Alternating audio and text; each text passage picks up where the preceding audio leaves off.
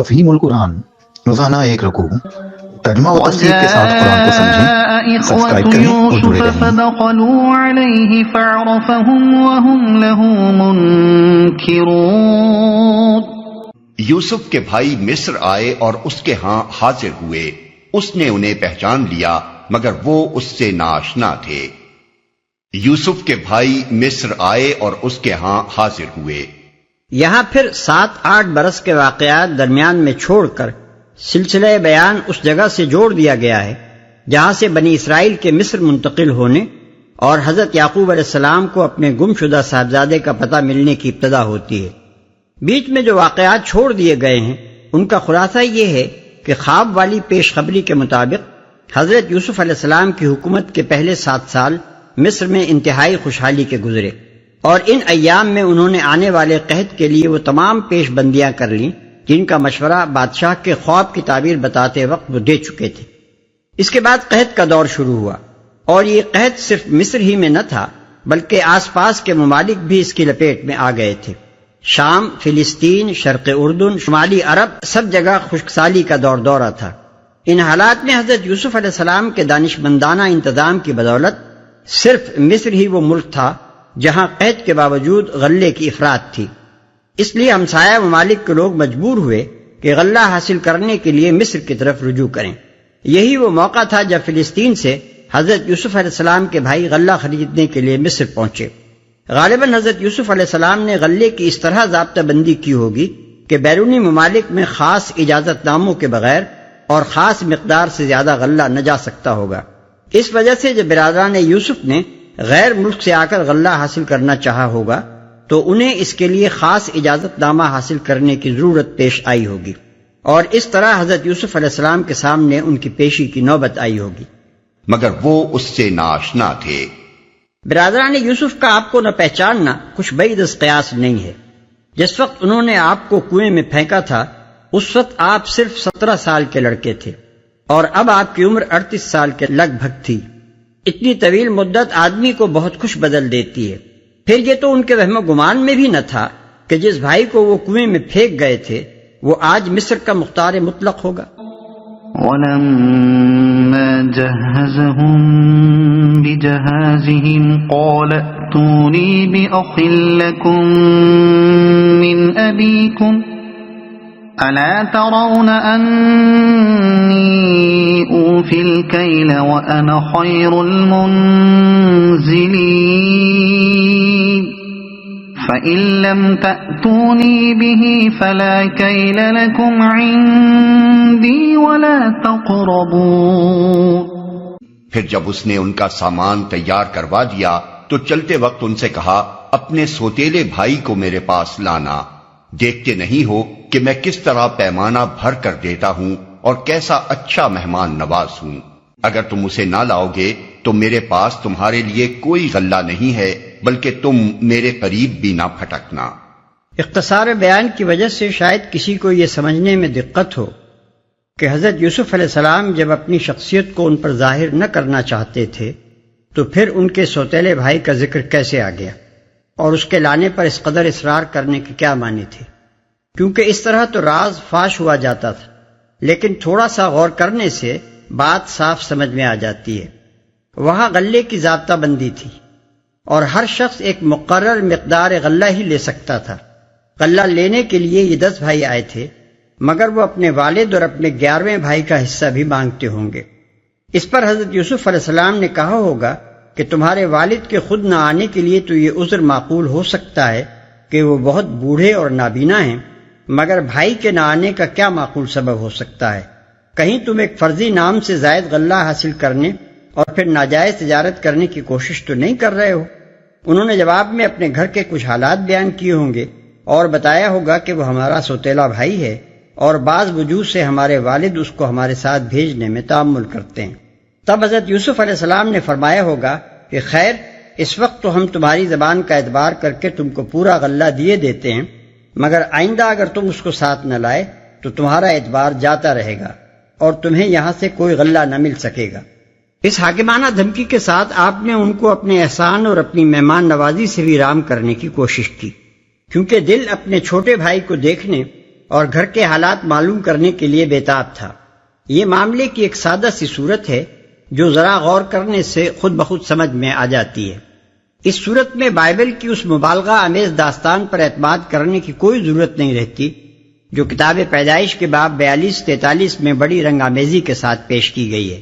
قالوا سنراود عنه أباه وإنا لفاعلون وقال لفتيانه اجعلوا بضاعتهم في رحالهم لعلهم يعرفونها إذا انقلبوا إلى أهلهم لعلهم يرجعون فلما رجعوا إلى أبيهم قالوا يا أبانا منع منا الكيل فأرسل معنا أخانا نكتل وإنا له لحافظون۔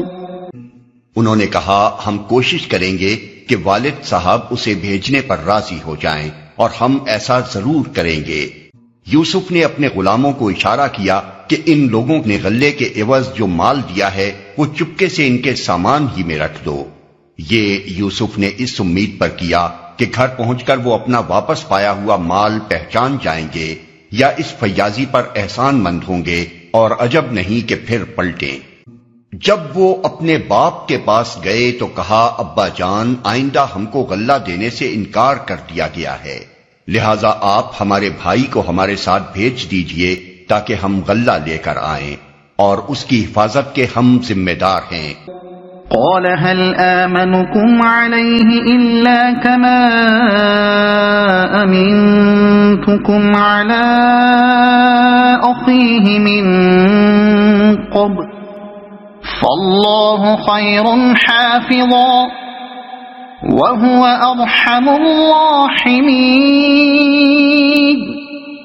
ولما فتحوا متاعهم وجدوا بضاعتهم ردت إليهم قالوا يا أبانا ما نبغي هذه بضاعتنا ردت إلينا ونمير أهلنا ونحفظ أخانا ونزداد كيل بعيد ذلك كيل يسير۔ باپ نے جواب دیا کیا میں اس کے معاملے میں تم پر ویسا ہی بھروسہ کروں جیسا اس سے پہلے اس کے بھائی کے معاملے میں کر چکا ہوں؟ اللہ ہی بہتر محافظ ہے اور وہ سب سے بڑھ کر رحم فرمانے والا ہے۔ پھر جب انہوں نے اپنا سامان کھولا تو دیکھا کہ ان کا مال بھی انہیں واپس کر دیا گیا ہے۔ یہ دیکھ کر وہ پکار اٹھے ابا جان اور ہمیں کیا چاہیے، دیکھیے یہ ہمارا مال بھی ہمیں واپس دے دیا گیا ہے، بس اب ہم جائیں گے اور اپنے اہل و عیال کے لیے رسد لے آئیں گے، اپنے بھائی کی حفاظت بھی کریں گے اور ایک بار شتر اور زیادہ بھی لے آئیں گے، اتنے غلے کا اضافہ آسانی کے ساتھ ہو جائے گا۔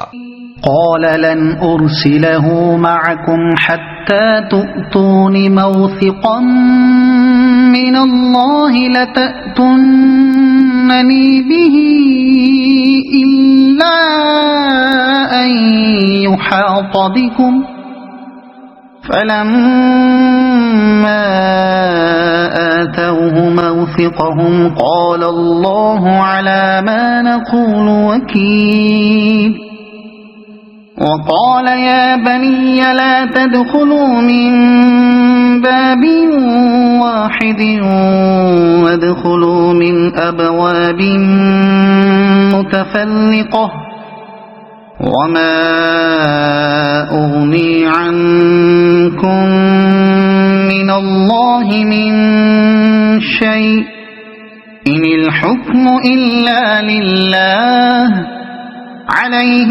توكلت وعليه فليتوكل المتوكلون۔ ان کے باپ نے کہا میں اس کو ہرگز تمہارے ساتھ نہ بھیجوں گا جب تک کہ تم اللہ کے نام سے مجھ کو پیمان نہ دے دو کہ اسے میرے پاس ضرور واپس لے کر آؤ گے، الا یہ کہ کہیں تم گھیر ہی لیے جاؤ۔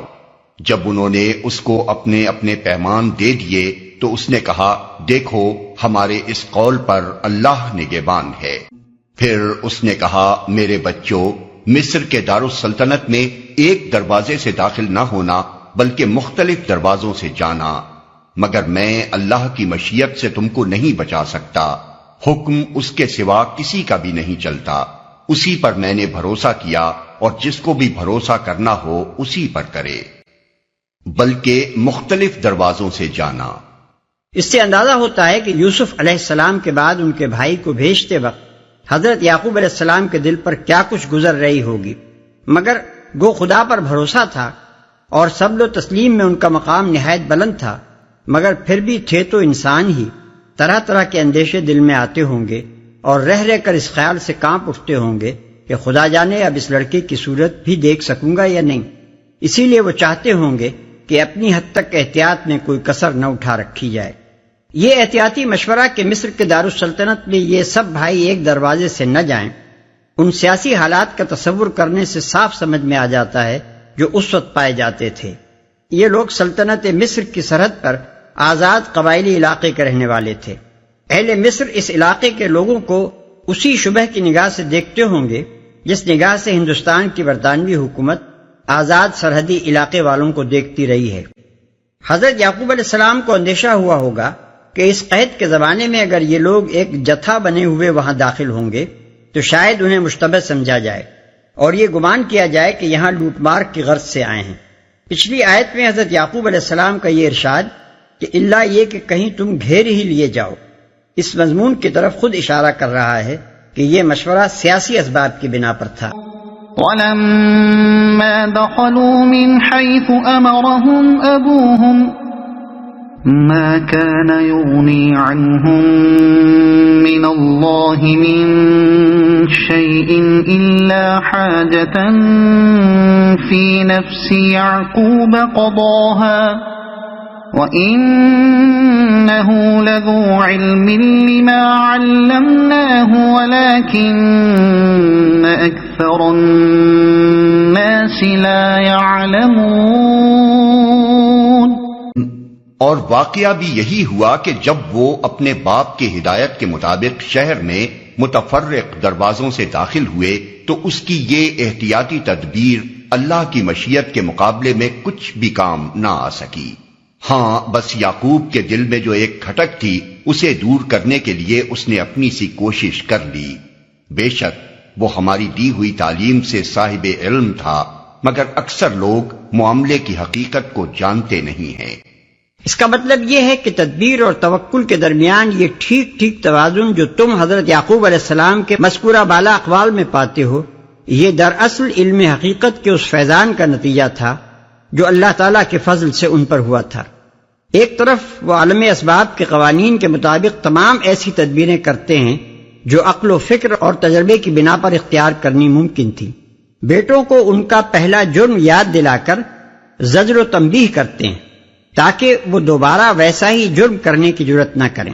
ان سے خدا کے نام پر عہد و پیمان لیتے ہیں کہ سوتیلے بھائی کی حفاظت کریں گے اور وقت کے سیاسی حالات کو دیکھتے ہوئے جس احتیاطی تدبیر کی ضرورت محسوس ہوتی ہے اسے بھی استعمال کرنے کا حکم دیتے ہیں تاکہ اپنی حد تک کوئی خارجی سبب بھی ایسا نہ رہنے دیا جائے جو ان لوگوں کے گھر جانے کا موجب ہو۔